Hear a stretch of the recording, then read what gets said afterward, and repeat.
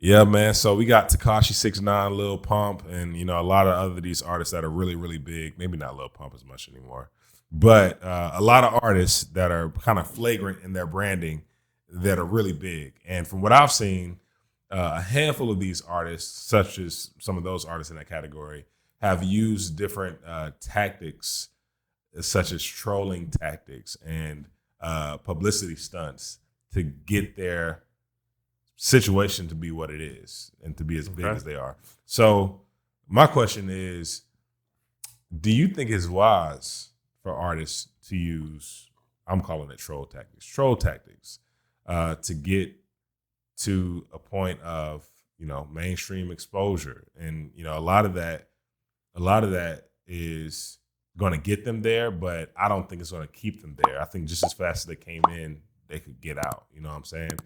And when I say troll tactics, I mean, dudes doing the most polarizing things to gain attention. So like when DaBaby wore a diaper on stage to perform, or, when Tekashi 69, the fact that, the rainbow hair, you know what I'm saying? The stuff that he's done in starting fights and stuff with people and blowing it up on social media, that type of stuff. What do you think? I think it depends on the person.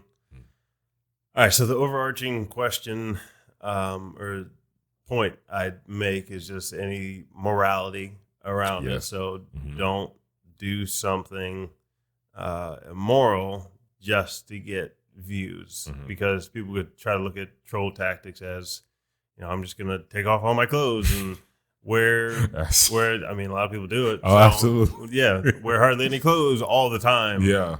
Or to be a TikTok influencer, I have to take off my clothes in every single video, or Instagram model, every single post. Like I never wear clothes during any day. Yeah. So,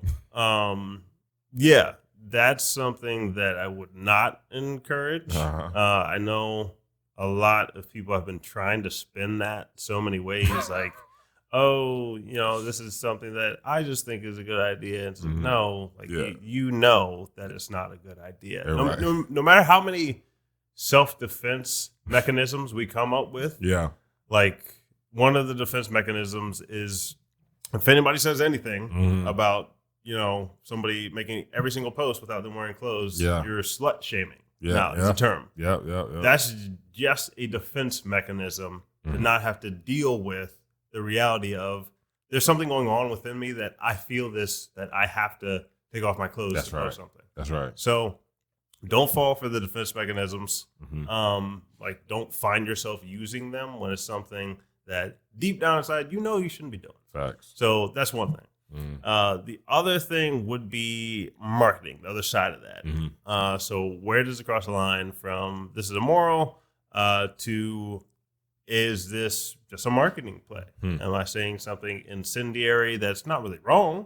It might be a hot take. Maybe it's just being a contrarian. So there's a line in there. So all good marketing is going to have some aspect of that. Yeah. Like we have marketing out there that's just contrarian thinking and it's a hot take. And so we'll put it out there. Yeah. Politicians do this a ton. News media does this a ton now. Facts. Sometimes I think they get on the immoral side. A little bit. They do a lot of hot takes and gets people to click and gets you more attention. It grows your brand.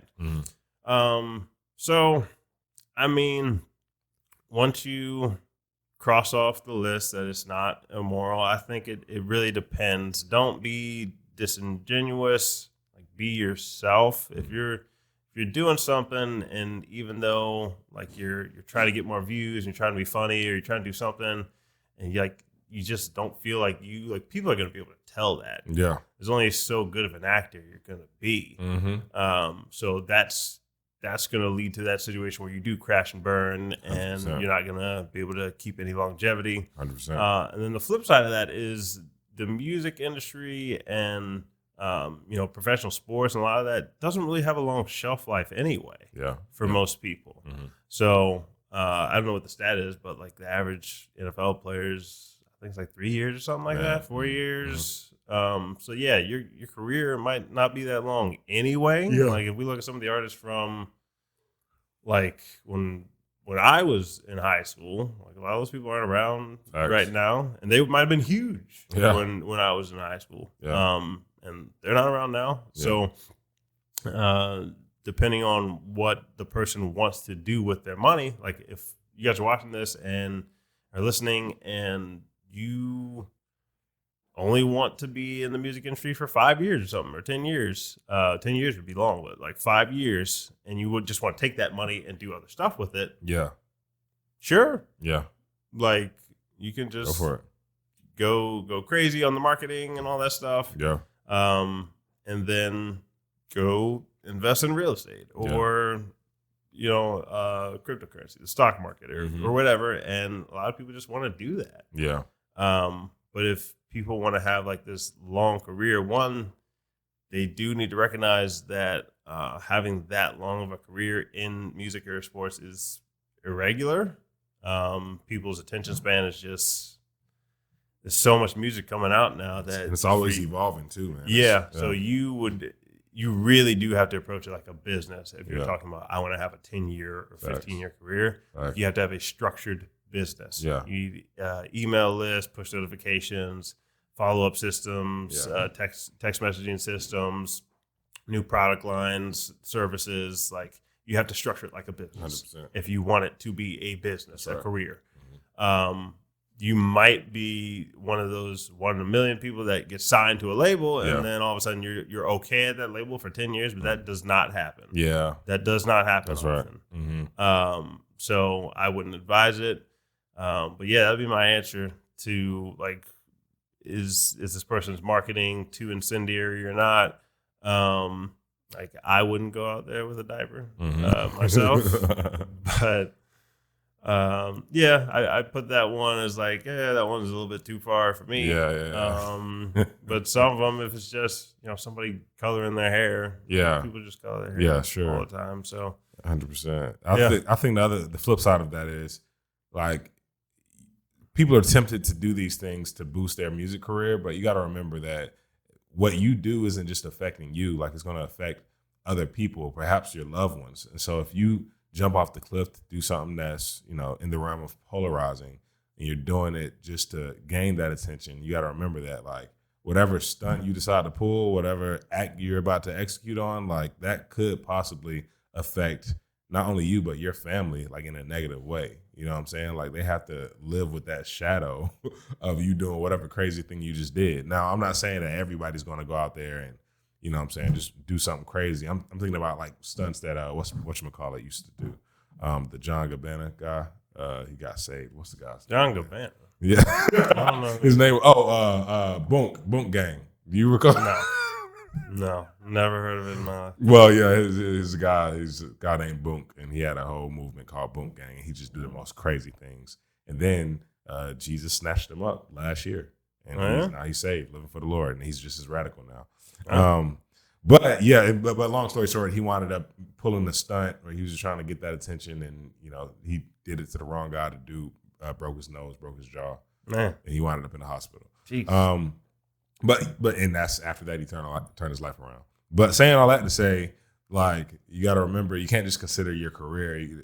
If you have a heart, if you love, the people in your circle, like, consider the fact that this could affect them in not a great way, and just weigh your actions before you go out there and just start doing stuff. Yeah, and I would just make a differentiation between being incendiary versus having a conviction.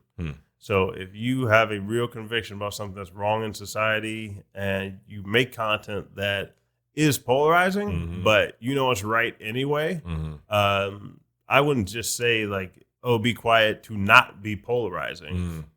We're talking about just making polarizing content just to be polarized. Facts.